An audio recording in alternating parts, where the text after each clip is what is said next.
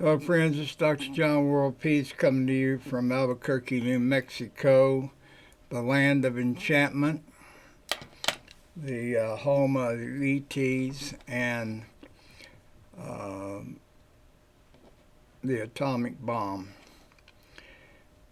The title of this commentary is Crystal Clear Solution to the Trump Ballot Issues. Trump as an Officer, Trump as an Insurrectionist. First, I'm an Independent Maverick write-in candidate for President USA 2024. I graduated from the University of Houston, Bates College of Law with a Doctor of Jurisprudence, 1984. I practiced law from 85 to 2003 in Houston. I also had my own businesses in insurance, accounting, tax law, web design, and I am a poet and artist. I'm basically what you would call a high IQ, high energy polymath. My flagship website is johnworldpeace.com. There are 19,000 pages on this site and links to all my other websites. Regarding the Supreme Court arguments, I listened to them yesterday. I have concluded it is a bunch of nonsense about nothing. First, the Supreme Court does not have the ultimate jurisdiction about whether Trump can be on the ballot in Colorado or any other state in November 2024. Trump has been found by two courts in the House of Representatives to have incited an insurrection. This is self-executing 14th Amendment, Section 3 reality. So here's the short and sweet facts of yesterday's dog and pony show in the Supreme Court. First, the Colorado Supreme Court heard Trump's case regarding being denied a listing on the Colorado ballot for March 5th.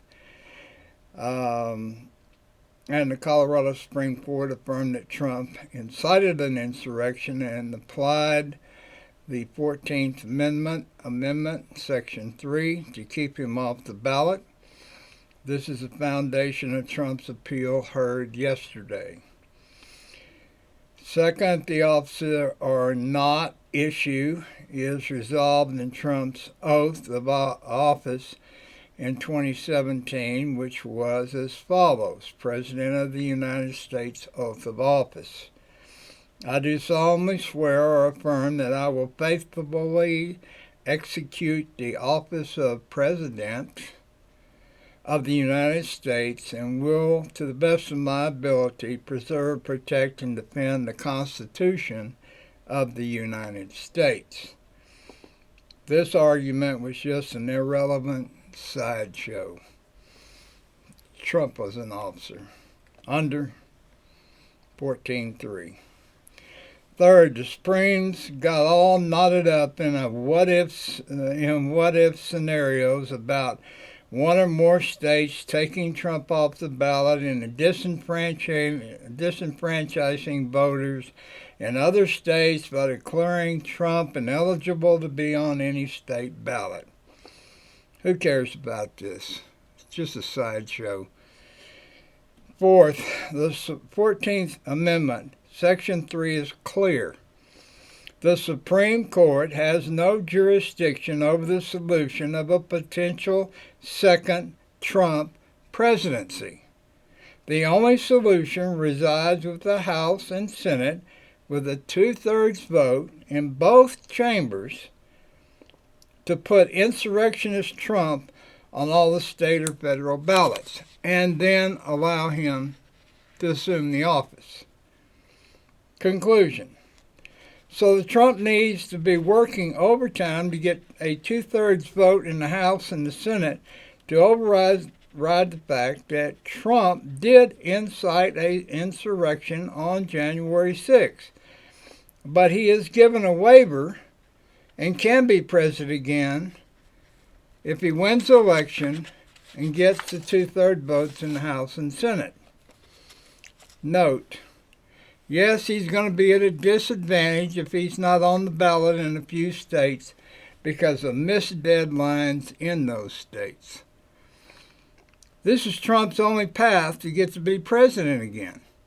He has wasted a lot of time going to the Supreme Court. The primaries have already begun while he's set on his backside. That said, the reality here is very simple and very clear.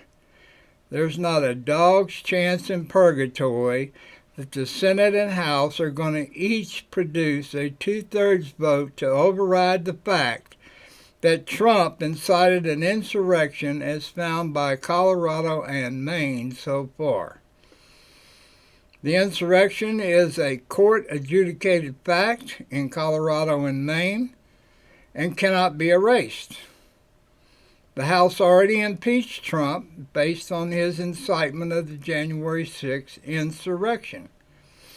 Now, 2 state courts have found Trump incited an insurrection.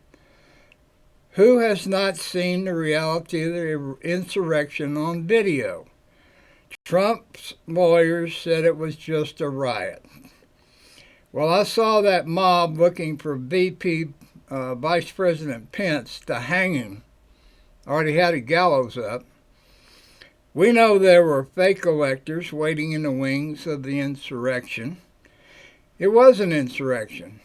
For enough money, Trump's lawyers will argue that the Pope is an extraterrestrial. Why is this easy black and white solution so obscure to all these top of the pyramid lawyers, justices, and scholars? There's no need to wait on any state election commission, elections, or primaries. The bottom line is if Trump wins the November 24 election, he has to have the votes of the House and Senate to become president. Period.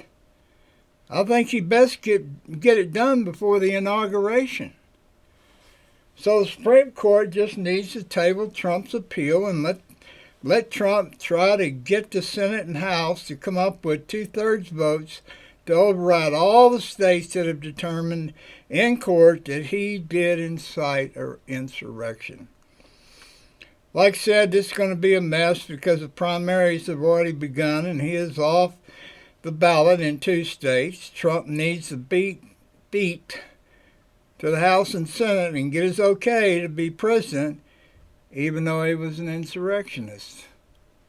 Supreme Court has nothing to do with that. Without the House and Senate two-thirds vote,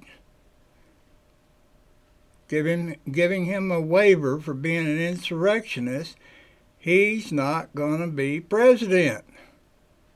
Period. This constitutional law is black and white. Enough of the dog and pony shows. The Supremes need to get back to sleep and let us focus on all the Trump criminal lawsuits against him and sooner or later lock him up, lock him up, lock him up, and make America great again in blue.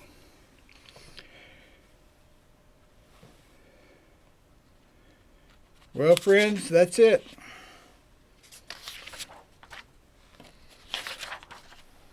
Trump either goes to the House and Senate and gets his two-thirds vote, or everything else that takes place is just nothing. Much ado about nothing. Have a good day.